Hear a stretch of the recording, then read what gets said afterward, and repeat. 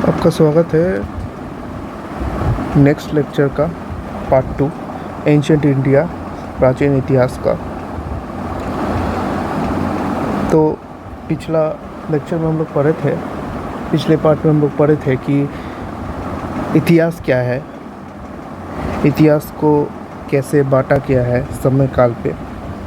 फिर कुछ important notes भी देखे थे, जैसे सर मोर्टिमर व्हीलर जो संस्कृति का थोड़ा योगदान किया है, और रॉबर्ट ब्रूस फुट के बारे में भी जाने थे, जो पल्लवर्म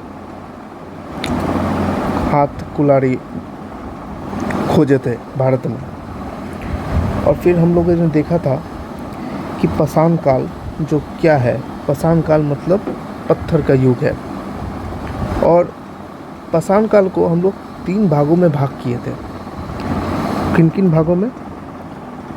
पहला है पूरा पाषाण काल, फिर है मध्य पाषाण काल, और तीसरा है नया पाषाण काल।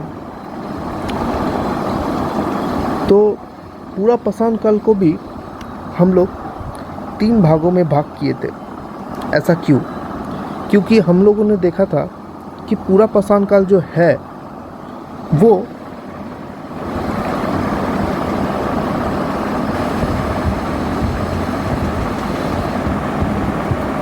तीन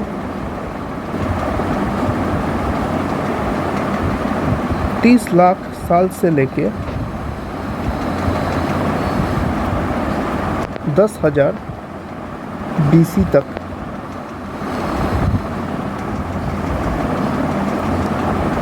BC तक है।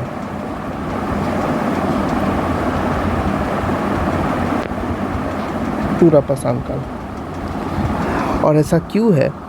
क्योंकि इंसान के मस्तिष्क ठीक से तब विकसित नहीं हुआ था, तो इंसान टाइम लगा रहे थे अपने आप को विकसित करने में।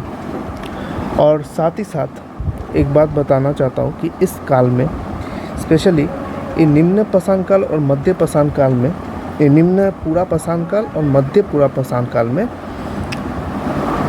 जो पर्यावरण था वो पूरा बर्फ़ से ढका हुआ था।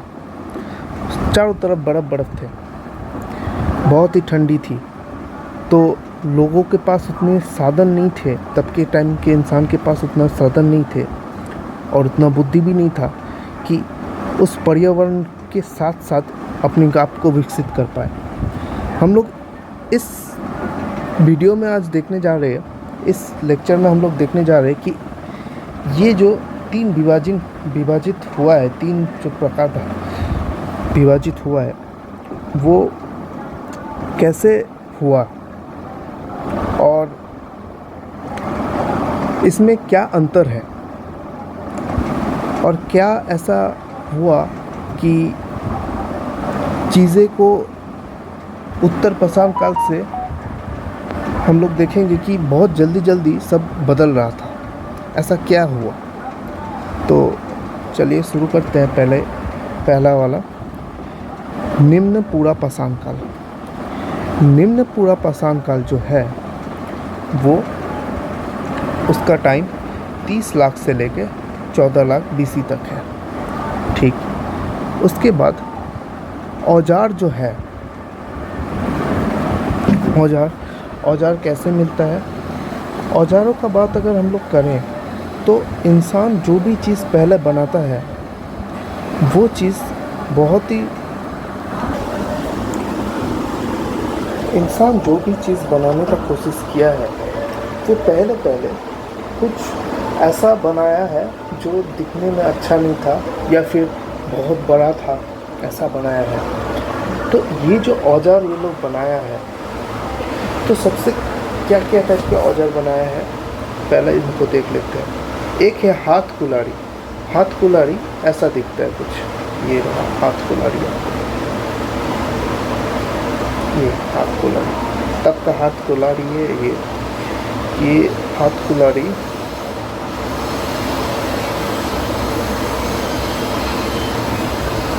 इसको इंग्लिश में हैंड एक्स भी बोला जाता है। ये हाथ कुल्हाड़ी था। फिर पत्थर, जैसे पत्थर के क्या औजार, जैसे चॉपर्स थे, ब्लेड्स थे। चॉपर काटने के लिए, हाथ कुल्हाड़ी किसी मांस को छीलने के लिए, ब्लेड जो है किसी चीज़ को काटने के लिए जो पतला हो, बहुत पतले तरीके से काटना है उनके लिए ब्लेड्स। क्लीवर्स जो है किसी चीज़ को खोदने के लिए, जैसे कि कोई चीज़ है, अंदर है कुछ चीज़, ऐसा कुछ है कि मीट या कुछ भी है अंदर है, तो उसको खुद के निकालने के लिए क्लीवर्स का इस्तेमाल किया जाता था। तो ये कुछ औजार हैं, आप याद रख सकते हैं। इसमें से सबसे कॉमन जो औजार आपको सुनने को बार बार मिलेगा वो है हाथ कुल्हाड़ी। ऐसा क्यों? क्योंकि हाथ कुल्हाड़ी जो है एक बहुत तरीके से हेल्प कर सकता है। पहला बात तो है चीज़ों को काटने में हेल्प कर सकते हैं, बड़े बड़े चीज़ों को काटने में स्पेशली हेल्प कर सकते हैं। इसीलिए हाथ कुल्हाड़ी आपको हर जगह ही देखने को मिलेगा, मैक्सिमम टाइम में पसान काल में सुनने को मिलेगा।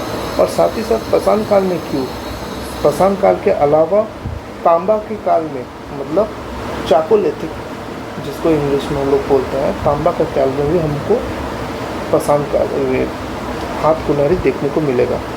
ठीक, अब ये लोग जो पत्थर बनाते थे, जो पत्थर से या फिर चट्टान से जो बनाते थे कुल्हाड़ी या फिर कोई भी औजार, वो किस पत्थर से बनाते थे? अब सवाल उठता है ये, क्योंकि पत्थर कई प्रकार होते हैं। हम लोग भूगोल में भी पढ़ चुके हैं कि पत्थरों के बहुत सारे प्रकार हो सकते हैं, जैसे अग्निशील पत्थर, फिर अवसादी पत्थर, ऐसे बहुत प्रकार हो सकते हैं। तो सबसे मजबूत जो पत्थर होता है वो अग्निशील पत्थर होता है, जो डायरेक्टली मैग्मा और लावा निकलने के बाद जो बनता है वो अग्निशील पत्थर होता है। तो अग्निशील पत्थर में एक ऐसा पत्थर है, वो है क्वार्ट्ज़ाइट पत्थर। तो लोग ये क्वार्ट्ज़ाइट पत्थर को यूज़ बहुत तरीके से कर रहे थे, क्योंकि ये मजबूत था, कोई दूसरे पत्थर को यूज़ नहीं कर रहे थे, पर क्वार्ट्ज़ाइट पत्थर को यूज़ बहुत अच्छे से कर रहे थे क्योंकि मजबूत है। और वहाँ पे मिल भी रहा था जहाँ पे ये लोग रह रहे थे, जिस जगह का नाम हम बोलने वाले हैं कुछ देर में, जहाँ जहाँ है वहाँ पे क्वार्ट्ज़ाइट पत्थर इनको मिल भी रहा था। तो इसी वजह से कि क्वार्ट्ज़ाइट पत्थर के मिलने के वजह से और ये मजबूत होने की वजह से जो इंसान थे तब के समय के, वो लोग इस पत्थर को इस्तेमाल कर रहे थे। और क्योंकि ये लोग इतना इस्तेमाल करते हैं इस पत्थर को, उस समय पे इतना इस्तेमाल कर रहे थे, इतना इस्तेमाल कर रहे थे कि उस समय के जो लोग हैं, मतलब पाषाण काल के जो लोग हैं, उनको लिटरली एक नाम से बोला गया क्वार्ट्ज़ाइट मैन। क्वार्ट्ज़ाइट मैन ऐसा क्यों बोला गया? क्योंकि उन लोग इतने क्वार्ट्ज़ाइट पत्थर का इस्तेमाल कर रहे थे कि उनका नाम ही पड़ गया क्वार्ट्ज़ाइट मैन। अगर कोई सोच के देखिए, अगर तब के टाइम में उनके लिए कितना पत्थर जरूरी था कि पत्थर से ही सब कुछ होगा, मतलब एक तरह से पत्थर उनके जीवन का भाग बन चुका था। आज जैसे हम लोग जीवन का भाग है, पैसा है, मेन इम्पॉर्टेंट चीज़ है पूरे दुनिया में जो है पैसा। अगर देखा जाए, हम लोग अगर बचने के तरीक़ों से देखें तो पैसा बहुत ही ज़रूरी है जीवन को मतलब चलाने के लिए। हाँ, तो हम इस कॉन्टेक्स्ट को बता रहे हैं कि जो जीवन है, अगर हमको बचना है जीवन में तो तुमको पैसा चाहिए। इसी कॉन्टेक्स्ट में मैंने बोला। तो तब के टाइम में उनको भी बचना था, तो बचने के लिए उन लोग क्वार्ट्ज़ाइट पत्थर यूज़ कर रहे थे। अब जो पत्थर यूज़ कर रहा था उसका नाम है क्वार्ट्ज़ाइट, इसीलिए उनका तो नाम पड़ गया क्वार्ट्ज़ाइट मैन। ठीक, तो ये और ये हो गया। अब जो ये लोग बना रहे थे, जैसा मतलब कोई भी औजार बना रहे थे, उनका कोई शेप होगा, कोई आकार होगा, कोई आकृति होगा, वो कैसा था, या फिर कितना बड़ा होगा, वो कैसा था। तो इंसान जो भी चीज़ आज तक बनाया है, वो चीज़ पहला टाइम में बहुत ही बड़ा या फिर बहुत ही अजीब जैसा दिखने में बनाया है। इंसान जो भी चीज़ आज तक बनाया है, वैसे पहले जो भी चीज़ बनाया है, वैसा थोड़ा अजीब दिखता है, थोड़ा टेढ़ा दिखता है। जैसे कि आप लोग अगर आंसर राइटिंग करेंगे तो पहले पहले जो आंसर रहेगा वो थोड़ा अजीब दिखेगा, थोड़ा अटपटा सा दिखेगा। तो वैसे ही ये लोग पहले पहले पत्थर बनाए जो थोड़ा अजीब दिखता था। कैसे अजीब दिखता था? पहला बात तो है, ये पत्थर स्मूथ नहीं था, स्मूथ नहीं था। ये पत्थर एकदम समतल और मजबूत जो पत्थर होता है, कोई भी औजार होता है स्मूथनेस आता है, कोई खुरखुरापन नहीं होता। ये पत्थर स्मूथ नहीं था बल्कि खुरखुरा था, रफ था। तो ये पत्थर रफ था और साथ ही साथ बहुत बड़े बड़े थे। देखिए यहाँ पे ये पत्थर, इसका ना कोई स्मूथनेस है, स्मूथ नहीं है, रफ है, खुरखुरा है, स्मूथ नहीं है, और साथ ही साथ कितना बड़ा है, बिग है। तो इसी वजह से जो है हम लोग इसको पहचान पाते हैं, इस पत्थर को। आगे आने वाला जो पत्थर होगा, पत्थर के औजार होगा, उसमें देखिएगा कुछ बदलाव आ रहे हैं। अभी बात करूँगा तो समझ आ जाएगा। तो ऐसा होते थे। फिर लोग क्या करते थे? लोग शिकारी करते थे और खाना इकट्ठा करते थे। ऐसा क्यों कि वो लोग खेती क्यों नहीं करते थे? मैंने इसको अभी अभी यहाँ पे बताया कि ये जो काल है, ये 2 काल है। इस 2 काल में पूरी सी आइस जमा हुआ था, बर्फ़ जमा हुआ था सब जगह। अब अगर बर्फ़ जमा रहेगा तो वहाँ पे खेती कैसे होगा? खेती नहीं होगा तो लकड़ी नहीं बनेगा। सोचिए कि कोई पेड़ उगने के लिए तो उसको अच्छा मुद्दा चाहिए, मतलब अच्छा मिट्टी चाहिए। तो अगर मिट्टी नहीं मिला, सब मिट्टी में बर्फ़ जमा है, तो पेड़ नहीं उग पाएगा ना। तो पेड़ नहीं, बड़े बड़े पेड़, मजबूत पेड़ नहीं उग पाएंगे, छोटे छोटे पेड़ उगेंगे फल के जैसे। तो इसलिए देखिए लोग फल इकट्ठा कर रहे थे, फल इकट्ठा कर रहे थे, छोटे मोटे खाना जो फल होते हैं उनको इकट्ठा कर रहे थे, शिकारी कर रहे थे। पर ये लोग खेती नहीं कर पा रहे। देखिए यहाँ पे कोई खेती नहीं होता है, ये खेती नहीं कर पाएंगे। अगर खेती नहीं कर पाएंगे तो ये लोग कहीं घर भी नहीं बना पाएंगे। कैसे? सोचिए कि अगर बड़े बड़े पत्थर, अगर बड़े बड़े अगर आप मान लीजिए कि बहुत बड़े बड़े पेड़ हैं, तो उस पेड़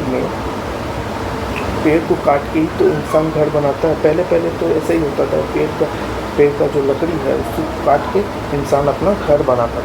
तो इन लोग तो पेड़ को काट ही नहीं पाएगा। पेड़ नहीं है तो कहाँ से काटेगा? तो पेड़ नहीं क्यों है?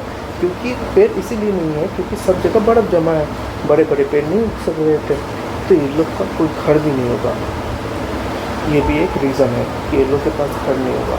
और एक बात मैं अभी एक बात बता देता हूँ कि जहाँ पे खेती होगा,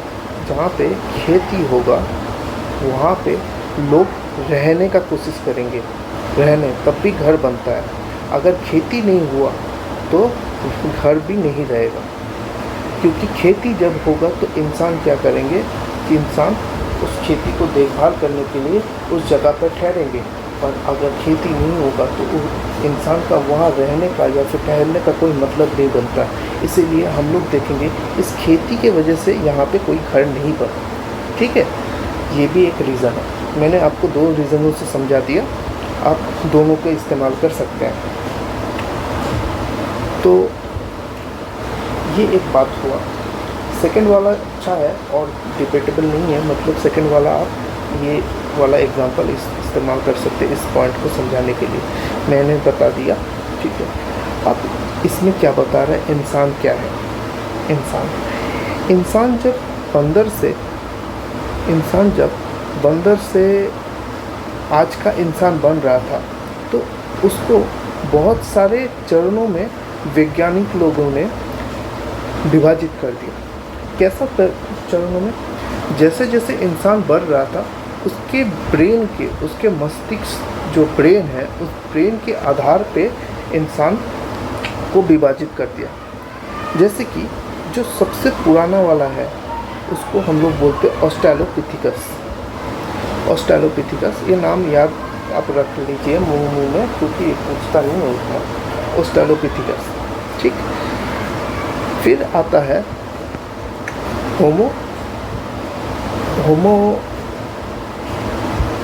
हैबिलिस। फिर आता है आपका होमो इरेक्टस, और फिर आज का हम लोग जो है होमो सेपियंस। तो ऐसे 4 भागों में मोटा मोटी तौर से विभाजित किया गया है। इसके अंदर और भी पार्ट्स है, पर सिंपल के लिए मैंने 4 भागों में इसको विभाजित करके आपको दिखा रहा हूँ। तो इसमें किस आधार पे इसको भागित किया गया, मतलब इस पड़ाव को कोई तो आधार होगा कि इनको बोल रहे, इस इंसान को बोल रहे हैं ऑस्ट्रेलोपिथिकस, इसको बोल रहे हैं होमो हैबिलिस, इसको होमो इरेक्टस, और ये होमो सेपियंस कैसे बता रहे हैं? ये बता रहे हैं इंसान का ब्रेन के साइज के ऊपर। ये माना गया कि ब्रेन जैसे जैसे हम लोग डेवलप्ड हुए, जैसे जैसे हम लोग का विकसित हुआ, ब्रेन भी वैसे वैसे बढ़ गया। पहले इंसान का जो ब्रेन था वो छोटा था, तो धीरे धीरे जैसे हम लोग इंसान आगे और विकसित होते चले गए, इंसान का ब्रेन भी बड़ा हो गया। और जब ब्रेन बड़ा होता है तब काम करने का शक्ति, सोचने का शक्ति, ये सब ऑटोमेटिकली बढ़ जाता है। इसी वजह से आप देखिएगा कि इंसान जब इस स्टेज में है, मतलब अभी जो बात कर रहे हैं इस होमो हैबिलिस में छोटा ब्रेन है, ब्रेन छोटा है, और जैसे जैसे आगे बढ़ते जाएंगे ब्रेन जैसे ही बड़ा हो जाएगा, ये जो समय काल में जो अंतर है ये भी घटेगा। क्यों समय काल में अंतर घटेगा? इसी वजह से क्योंकि जो इंसान है, इंसान का सोचने का शक्ति और काम करने का शक्ति और तेज हो जाएगा। तो हम लोग देखेंगे कि इंसान और तेज़ी से अपने अंदर अपना समाज में बहुत तेज़ी से उन्नति ला रहा है और तेज़ी से चेंजेस ला रहा है। ये हम लोग नोटिस करेंगे, जैसे जैसे इतिहास हम लोग पढ़ते जाएंगे आगे, ऐसे हम लोग नोटिस करेंगे। आप ये नोटिस करते रहिएगा, ठीक है। तो ऐसा बात है कि इंसान तब होमो हैबिलिस थे, आगे होमो इरेक्टस भी थे पर कम थे, इसीलिए मैंने इसको ज़्यादा प्रेफर नहीं किया। होमो इरेक्टस कम थे पर होमो हैबिलिस ज़्यादा थे, मतलब ये वाला इंसान ज़्यादा थे, ठीक है। तो आप अब इनके जगह पे देख लेते हैं। कुछ 6 जगह आप याद रख लीजिएगा, तब भी काफ़ी है, सफिशिएंट है। एक है बोरी, दूसरा है हुंसी, तीसरा है बेलन घाटी। बेलन घाटी आपको सब जगह देखने को मिलेगा। पूरे पाषाण काल में बेलन घाटी का नाम बहुत बड़ा है, तो बेलन घाटी को आप याद कर लीजिएगा। नर्मदा घाटी भी बहुत बड़ा आता है, और थार रेगिस्तान और अटारी पक्कम, ये 6 नाम आप पूरे मुंह में याद रख लीजिए, कोई प्रॉब्लम नहीं है। इन 6 नामों को याद कर लीजिए, इसी में से क्वेश्चन आता है, आप आराम से इसको MCQ में भी सॉल्व कर दीजिएगा। और अगर क्वेश्चन आता है मेंस का, आप ऐसे पॉइंट्स बना के थोड़ा सा अपने को बड़ा, इसमें थोड़ा सा अपने भाषा ऐड करके बड़ा करके इसको लिख सकते हैं। ये सफिशिएंट है, एकदम कोई दिक्कत वाला बात नहीं है। अब आते हैं दूसरे वाले, मध्य पूरा पाषाण काल। अब देखिए ये मध्य पूरा पाषाण काल है, इसमें जैसे कि यहाँ पे होमो हैबिलिस ज़्यादा थे,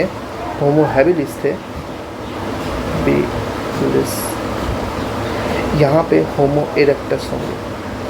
यहाँ पे और एक बात बताना चाहता हूँ कि होमो हैबिलिस जो थे वो 4 पैरों वाले थे, 4 पैर से चलते थे, और होमो इरेक्टस 2 पैरों से चल रहे हैं। और जैसे ही यहाँ पे एक चीज़ देखिएगा कि जैसे ही ये लोग 4 पैरों से छोड़ के 2 पैरों में आ गए ना, वैसे ही इनका काम करने का शक्ति बदल जाएगा और काम बहुत तेज़ी से कर पाएंगे। मतलब दोनों हाथ फ्री हो जाएंगे ना, तो काम बहुत तेज़ी से कर पाएंगे और जल्दी कर पाएंगे। इसीलिए बाद में आप देखिएगा यहाँ पे जो समय काल का जो अंतर है वो धीरे धीरे बहुत कम रहेगा। तो यहाँ पे आते हैं, पहले टाइम जो है 14 लाख से लेके 40,000 BC तक। औजार कैसा है? औजार यहाँ पे थोड़े से छोटे हो गए हैं। क्यों छोटे हो गए? तो इंसान जो है वो थोड़ा विकसित हो गया है। कहाँ पे विकसित हुआ? अब वो होमो हैबिलिस से होमो इरेक्टस आ गया, और साथ ही साथ वो लोग का दिमाग का तो विकसित हुआ, दिमाग भी तो थोड़ा बड़ा हो गया ना।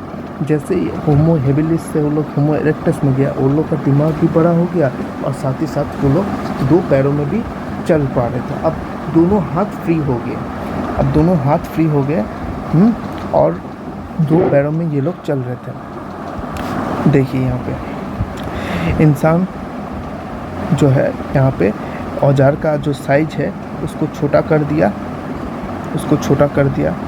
हाथ कुल्हाड़ी का काम यूज़ हो रहा था पर कम हो रहा था।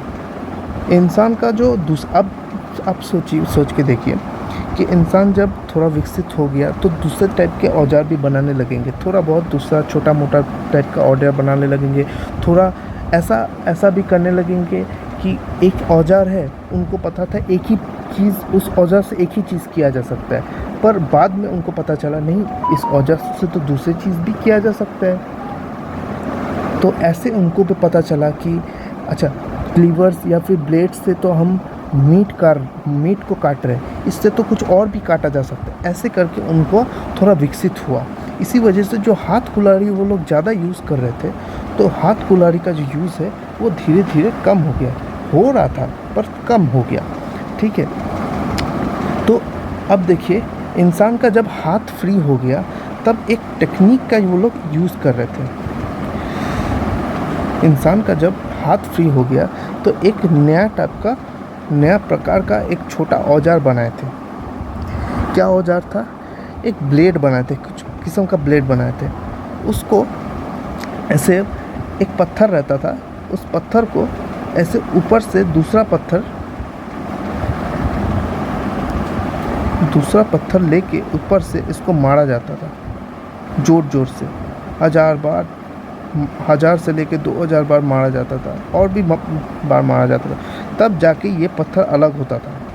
और ये जो पत्थर अलग हुआ टुकड़ा, इसी को लोग ब्लेड बना के यूज़ करते थे।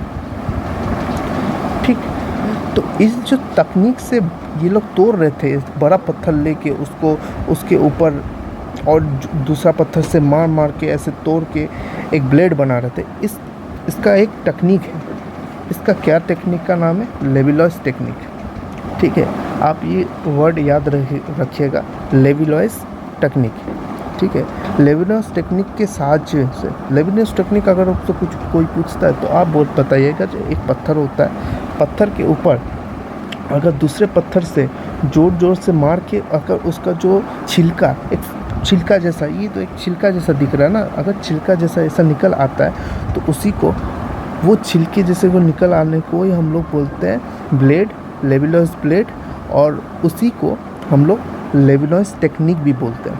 ठीक, उसी को हम लोग क्या बोलते हैं? लेविलॉइस टेक्निक बोलते हैं, और इसको हम लोग लेविलॉइस फ्लेक बोलते हैं। ठीक, या फिर ब्लेड भी बोल सकते हैं। तो अब देखिए यहाँ पे मैंने जैसे बताया था आपको को होमो इरेक्टस हो गए लोग। होमो इरेक्टस होने का मतलब क्या है? इंसान का ब्रेन बढ़ गया, इंसान का ब्रेन साइज में बढ़ गया, और ये लोग अब 2 पैरों में चल रहे थे। अब ये लोग 2 पैरों में चल रहे थे। ओके, अब यहाँ पे एक व्यक्ति का नाम हम लोग को याद करना है। वो व्यक्ति का नाम है HD शंकरिया। HD शंकरिया क्या है? कौन है ये व्यक्ति? ये व्यक्ति एक मतलब पाषाण काल का खोज किया है। कैसे खोज किया? ऐसे ब्लेड थे पड़े हुए नेवासा में, नेवासा कहीं पे था, एक जगह है नेवासा में, वहाँ पे ऐसा ब्लेड उनको मिला। वो ब्लेड देख के पता लगाया कि ये तो ब्लेड जो है, ये जो औजार है, ये छोटे औजार है, ये नॉर्मल नहीं है। मतलब पिछले वाले, मतलब जो निम्न पाषाण काल के जो औजार थे उनके साथ मैच नहीं कर रहे थे। निम्न पूरा पाषाण काल का जो औजार था उनके साथ नहीं मैच कर रहा था। इसी वजह से उन लोगों ने बोला, मतलब नेवासा HD शंकरिया ने बोला कि ये एक नया किस्म का चीज़ है, तो इसके आधार पे एक डिफरेंस करो। तो एक डिफरेंस हमको मिलता है कि लेविलॉइस जो तकनीक से जो औजार बनाए गए थे वो निम्न पाषाण काल और मध्य पाषाण काल को अलग करता है। तो कहाँ पे खोजा गया था ये ब्लेड, ये लेबुलस टेक्निक वाला जो औजार है कहाँ पे खोजा गया था? नेवासा में। नेवासा में कौन खोजा था? एच.डी. संकालिया ने, ठीक है। और वहाँ पे ऐसे बहुत सारे ब्लेड मिला। तो नेवासा में ऐसे बहुत सारे ब्लेड मिला तो उसको ये लोग नाम दे दिया नेवासा उद्योग। अब उद्योग का मतलब ये नहीं सोचिएगा कि उद्योग का मतलब है कि कोई फैक्ट्री है, वहाँ पे कोई फैक्ट्री नहीं है। जब कोई चीज़ जहाँ पे ज़्यादा मिलता है तो इतिहासकार उनको वहाँ पे उद्योग के नाम से उनको पुकारते हैं, उस जगह को उद्योग के नाम से पुकारते हैं। तो वैसे ही जो ये ब्लेड जैसा जो आपको दिख रहा है ये यहाँ पे बहुत मिले थे, यहाँ पे बहुत मिले थे, ऐसे थे यहाँ पे बहुत मिले थे। तो बहुत मिलने के वजह से यहाँ पे इसका नाम दे दिया उद्योग। और जिस जगह पे मिला था जैसे यहाँ पे नेवासा में मिला था तो इसको नाम दिया नेवासा उद्योग। समझ गए? गुड। अब यहाँ पे कुछ जगहों के नाम आपको याद रखना है। एक नाम है पोटवर पठार, दूसरा है संगाव केव, तीसरा तो नवासा हो गई क्योंकि ये नवासा में खोजा गया तो नवासा हो गई, और चौथा है सोन, नर्मदा और तुंगभद्रा नदी घाटी। ठीक है, ये कुछ नाम आपको मध्य पूरा पाषाण काल के खेमे में याद रहना चाहिए, इन कुछ जगहों के नाम। ठीक है, अब आते हैं उत्तर पूरा पाषाण काल। उत्तर पूरा पाषाण काल जो है ये थोड़ा इंटरेस्टिंग है। कैसे? यहाँ पे इंसान का जो है अभी अब पता लगेगा क्या हो रहा है यहाँ पे, इंसान क्या क्या करने लगे यहाँ पे आप देखिएगा कि यहाँ पे सब लिमिटेड चीज़ें कर रहे थे, अब यहाँ पे जाके ये लोग बहुत कुछ करने लगेंगे। ऐसा क्यों? क्योंकि मैंने अभी कुछ देर पहले ही बताया था कि ये जो समय काल है, इस समय काल में पर्यावरण थोड़ा गर्म हो रहा था, सब बर्फ़ जो है वो पिघल रहे थे, धीरे धीरे आइस पिघल रहा था, बर्फ़ पिघल रहा था। तो बर्फ़ जैसे जैसे पिघलेगा, ये क्यों पिघल रहा है? क्योंकि पर्यावरण गर्म हो रहा था, सिंपल सा बात है, पर्यावरण गर्म हो रहा था, इसी वजह से पिघल रहा था। ठीक, तो पर्यावरण पिघल रहा था, फिर पर्यावरण गर्म हो गया था तो लोग जो बर्फ़ है थोड़ा पिघल रहे थे। तो यहाँ पे ये टाइम पहले देख लेते क्या हो रहा है। यहाँ पे टाइम जो है 40,000 से लेकर 10,000 BC तक है। अब औजार कैसे यूज़ कर रहे थे? अब औजार में एक ख़ास तरीके से एक चीज़ नज़र आया। क्या नज़र आया? औजार जो है ऐसे कोई ब्लेड बनाया था और ब्लेड को बीच में से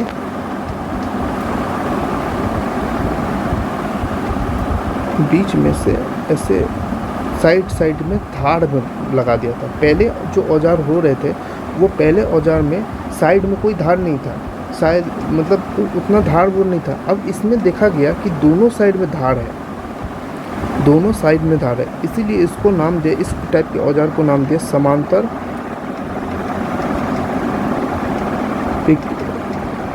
समांतर फ्लैग प्लेट्स जो होते हैं, इससे नाम दिया गया इसमें। ठीक है, समांतर मतलब पैरेलल साइड ब्लेड्स जिसको हम लोग इंग्लिश में बोलते हैं। तो दोनों साइड जो है धार है। ठीक है, ऐसा औजार मिला था कि दोनों साइड ही जो धार है। ठीक, और जो औजार जो हैं वो छोटे थे। ऐसा क्यों छोटे थे? क्योंकि अब पर्यावरण के साथ साथ भी औजार चेंज हो रहा था। देखिए, पहला जब यहाँ पे हम लोग देख रहे थे कि यहाँ पे आइस एज था, इस 2 कालों में आइस एज था, तो औजार छोटे थे पर उतने भी छोटे नहीं थे जितना इसमें थे। इसमें छोटे, बहुत छोटे थे, इसमें छोटे और हो गए। क्यों? क्योंकि इंसान को पता चलने लगा कि छोटे औजार से भी काम चलाया जा सकता है। बड़े बड़े औजार लेके घूमने का मतलब नहीं होता।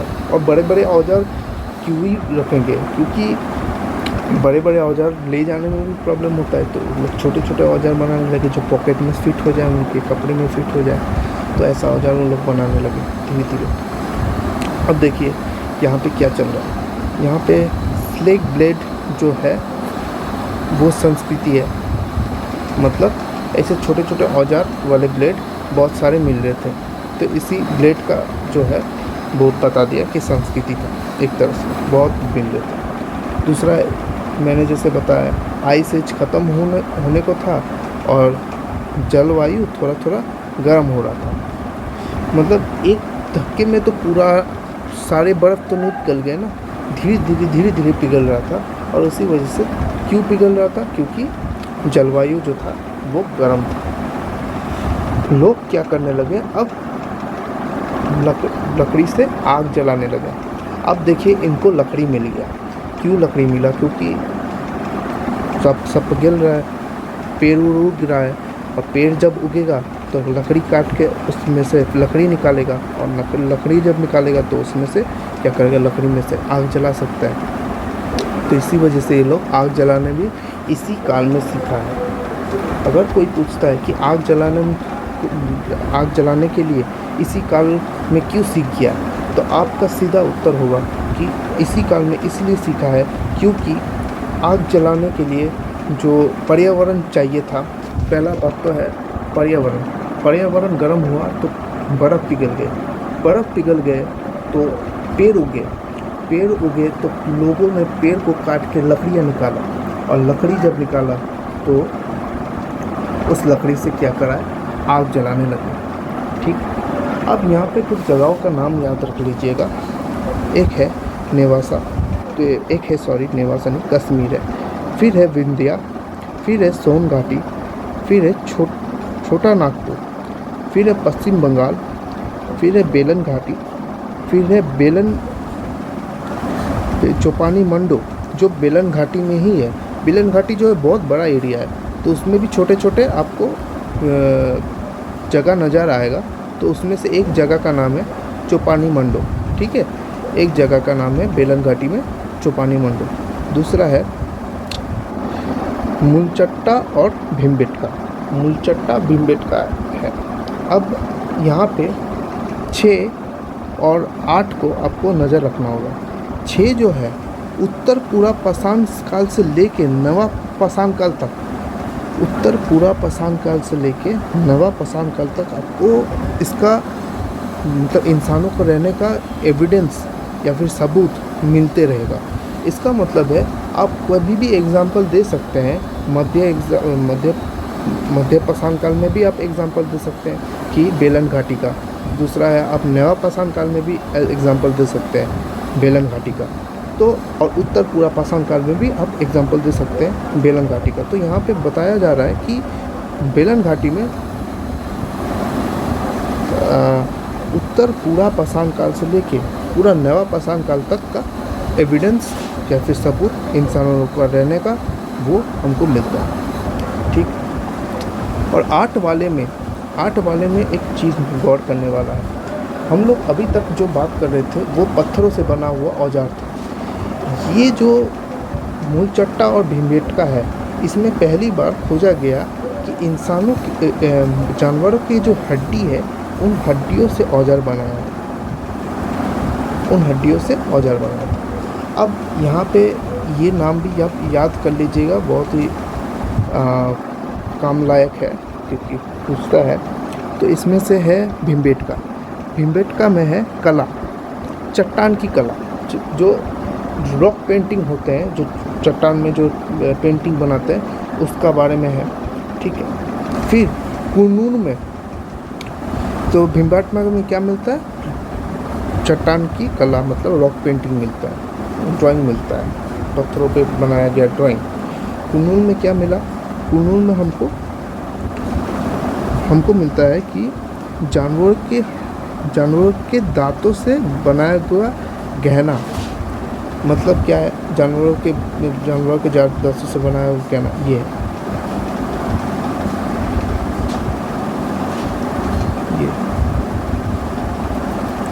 ठीक, ये कुनून में मिला। देखिए ये जानवर का दांत है, इनसे बनाया हुआ कुछ गहना है, वो लोग पहनते थे तब के टाइम में, तो ये कुनून में मिलता है। दूसरा है लोहंडा नाला। लोहंडा नाला में हड्डी से खुदा वाला एक महिला का मूर्ति मिला है या फिर हार्पून मिला है। ठीक है, एक मतलब हड्डी से, कोई हड्डी था शायद, कोई हड्डी उड्डी था, उसको खुरीद के कोई आकृति बनाया गया। वो आकृति इतिहासकारों को लगता है कि वो आकृति जो है वो कुछ, उसका जो शेप है उसका कुछ महिला का मूर्ति जैसा, या फिर उसका महिला का जो हार्पून होता है, हार्पून एक तरह का ध्वनि वाले इंस्ट्रूमेंट होते हैं, मतलब एक टाइप का इंस्ट्रूमेंट होता है जिसमें से साउंड निकलता है, बजाते हैं लोग, तो वो हार्पून हो सकते हैं। ठीक है, हाँ। तो उसका बात है आपका पटने में, ये पटना नहीं है, पटने है, ये महाराष्ट्र में, MH महाराष्ट्र, महाराष्ट्र। ठीक है, ये महाराष्ट्र में पटने है, इसको कंफ्यूज मत कीजिएगा, ये पटने महाराष्ट्र में। यहाँ पे क्या मिला है, यहाँ पे मिला है शुतुरमुर्ग के जो अंडे होते हैं ना, जो अंडा होता है, अंडा का जो छिलका होता है, उस छिलके में इन लोगों ने, जो इंसान थे तब के टाइम पे, कुछ ड्राइंग्स बनाए थे उस अंडे के छिलके के ऊपर, वो दिख रहा है। फिर बागोर में कुछ त्रिभुज आकार का, मतलब ट्रायंगल शेप का कुछ मूर्ति जैसा मिला है, कुछ पत्थर मूर्ति जैसा मिला है, जो आज के समय पे कोल और बैगा लोग पूजा करते हैं। कोल और बैगा बोल के एक जनजाति है, आज के टाइम में भी इंडिया में एक ऐसा जनजाति है, कोल और बैगा नाम का। वो लोग ये पत्थर है, ये जो आपको दिख रहा है, ये इसको पूजा करते हैं। ये कोल और बैगा लोग, ये लोग को पूजा करते हैं, मानते हैं कि उनका कोई भगवान है, तो इसी वजह से उनको आज भी ये पूजा करते हैं। इस पत्थर को आज भी पूजा किया जाता है इनके द्वारा। लास्टली जो है वो है एक मानव आकृति की, ये एक जगह का नाम है, ये जगह का नाम है आपका लाखोडियार। ये जगह जो है, इसमें क्या मिला था, इसमें मानव आकृति का कुछ चित्र मिला था। कैसा चरित्र था, इंसान ने कोई पत्थर के ऊपर, एक तरह से कोई पत्थर के ऊपर या फिर किसी चीज़ के ऊपर ऐसे ड्राइंग बनाए। कैसा ड्राइंग, जैसे छड़ी जैसा, ये जो छड़ी जैसा ड्राइंग हम बना रहे हैं, ऐसा कुछ ड्राइंग मिला उनको छड़ी जैसा। तो ये सब कुछ आपको याद रखना है, ये सब कुछ जो फैक्ट्स है आपको याद रखना है, तब आपका जो पूरा पाषाण काल का जो चैप्टर है ये ख़त्म हो जाएगा। उसके बाद हम लोग देखेंगे मध्य पाषाण काल में क्या है, फिर नया पाषाण काल में, तब हो जाएगा कंप्लीट। ये पूरा पाषाण काल जो है पूरा कंप्लीट हो जाएगा। उम्मीद है आप ये सब देखिएगा, और इसका जो PDF है मैं तो आपको ऑलरेडी सेंड कर चुका हूँ, आपको बस इसको देखना होगा और याद कर लेना होगा जो भी मैंने कहा है। और आप में से कुछ नोट्स भी बनाना चाहते हैं, जो मैंने समझाया है उसको आप कहीं लिख के नोट्स बना सकते हो। ठीक है, आज के लिए इतना ही, बस बाद में हम लोग दूसरा चैप्टर जो है मध्य पाषाण काल उसको देखेंगे।